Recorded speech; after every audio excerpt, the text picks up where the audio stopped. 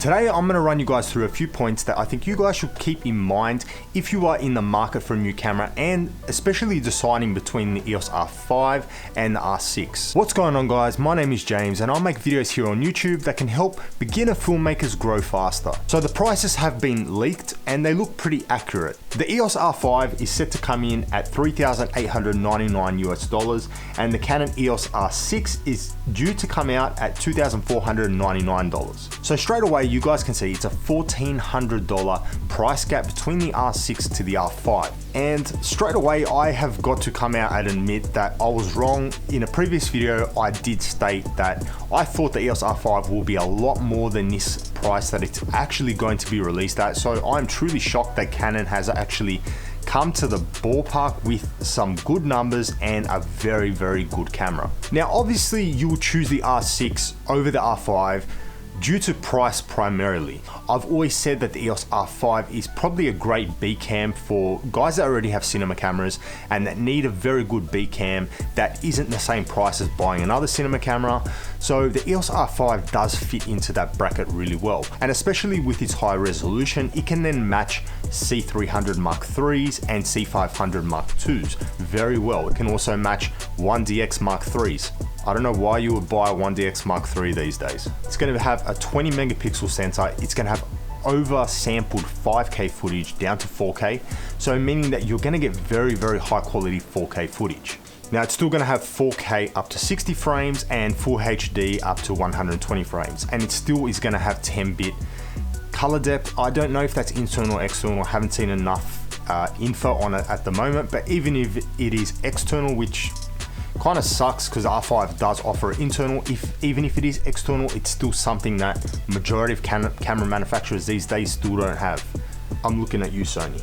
But then we also get the same awesome dual pixel autofocus that is found on R5, and it also comes with C-Log. But one of the standout features that the R6 has that I really didn't think it was going to have is IBIS. I actually thought that the R5 would have IBIS and the R6 wouldn't, but they have definitely included it in the R6, so that is pretty impressive from Canon's part. Now I have read that the build quality of the R6 isn't as good as the R5, but there are a few things that are really good about it. It does come with the traditional dial on the back like you would find with a normal DSLR, so some people really like that. I do. I think it's a great touch. It also comes with a joystick, and thank God they got rid of that silly touch bar. It was a good idea, but it's a bit fiddly, so I'm glad they got rid of that and just replaced it with a traditional joystick.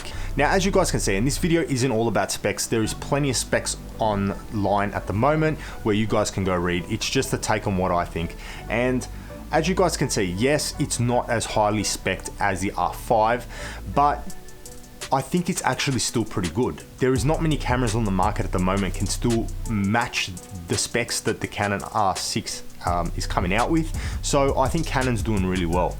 Now, a reason why I would say choose the R6 over the R5 definitely is price, but the other thing you guys have to understand as well is the price of the lenses. Yes, they're going to release some new STM lenses which will be cheaper than the L series lenses, but if you're going to go buy a camera that is that expensive and you want the best glass, it's going to cost you. RF lenses are very expensive. So if you are going to go buy an R5, you have to then think to yourself, do I want a cheap $500 STM lens, or do I want a great L series lens which is going to complement a camera? And if that's the case, you can straight away be spending well past $5,000 for the body and one lens. And a lot of the specs are a bit overkill. So you have to think to yourself, if you're gonna start editing, 6K video, can your computer handle that? I know my computer has no chance of handling anything above 4K. So yes, the camera has the ability to shoot in RAW, which should technically be better for your computer to handle, but going anything above 4K in resolution will definitely bog down your system and just make it a little bit harder to work with. So you really have to make sure if you're spending $3,500 plus on a camera that has great resolution, you have to make sure you have the computer processing power to be able to edit with that. That's why I think the R6 is a great middle ground.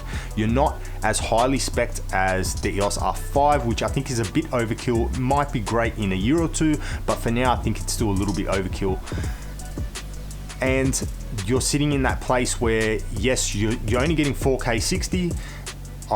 You only get, that's massive stupid thing to say, but 4K 60 and 10-bit, that's pretty much getting you everything you need. So in conclusion, if you guys are looking for a new camera, I think you really need to consider the Canon R6. Definitely the R5 if you can afford it and money's not a real big issue, but the R6 definitely is probably one of the hottest cameras that is coming out in 2020. I'm really surprised with what Canon has done. Now the ball is in Sony's court to see what they're gonna do. They haven't done anything for a while, but I'm very interested to see this competition happen between Sony and Canon. You know, there's always been talk of the great image quality of Canon, but their specs have been lackluster, and Sony people are always talking about how great their specs are. Now Canon has really just done everything. They have great specs, great quality, great autofocus system, everything is really good, and the price is also pretty good. Now I would love to know what you guys think. If you think the R5 is a bit overkill, please let me know down in the comments. If you guys are interested in buying one of these cameras, please leave a comment down below and tell me a reason why you think one is better than the other. And that's it for today, guys. Thank you so much for watching, and until next time, I will catch you guys in the next one.